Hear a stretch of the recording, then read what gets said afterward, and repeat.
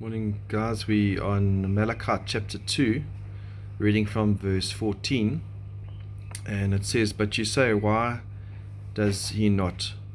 Because the Lord was witness between you and the wife of your youth, to whom you have been faithless, though she is your companion and your wife by covenant."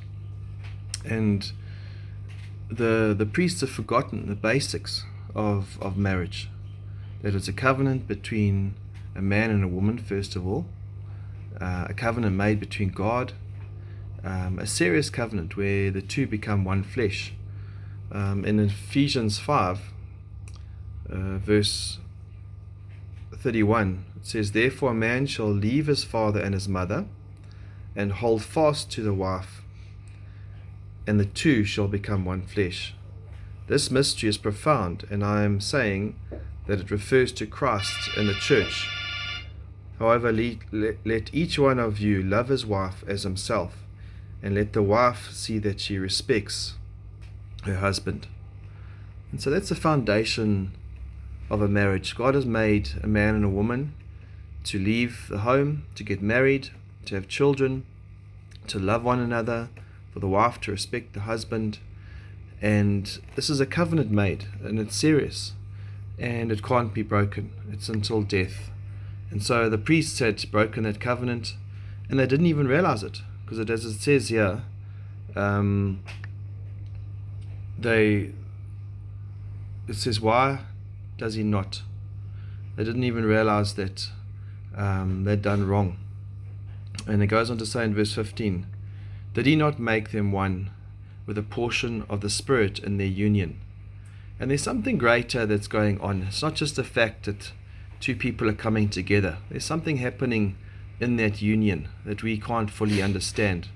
But these things are far more important, and that's why God says he hates divorce. And that's why God says, what he has joined together, let no man separate.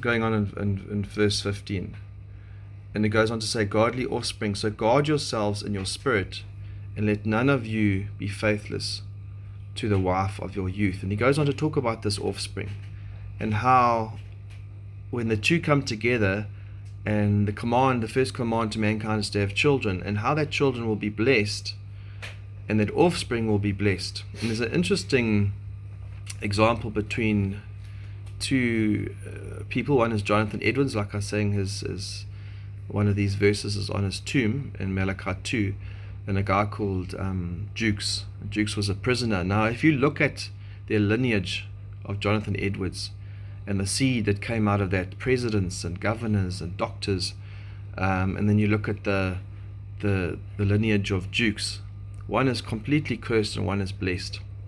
And when you have two like-minded people, that's why it's so important that believers marry a believer, because then you're not going to have any foreign influence, foreign gods coming in, foreign ideas that can then pollute the children, and then the children and will then train their children in those ways. "For the man who does not love his wife but divorces her, says the Lord, the God of Israel, covers his garment with violence, says the Lord of hosts. So guard yourselves in your spirit, and do not be faithless." There's a guarding in your conscience and your spirit. You make a choice that you'll marry until death, and you're not going to try and upgrade or look for something better. It's not a feeling. There's times where you may feel like this is the wrong person, but God has joined you two together, and you've made a commitment to the end. Verse 17, "You have wearied the Lord with your words, but you say, how have we wearied him? By saying, everyone who does evil is good in the sight of the Lord, and he delights in them. Or by asking, where is the God of justice?"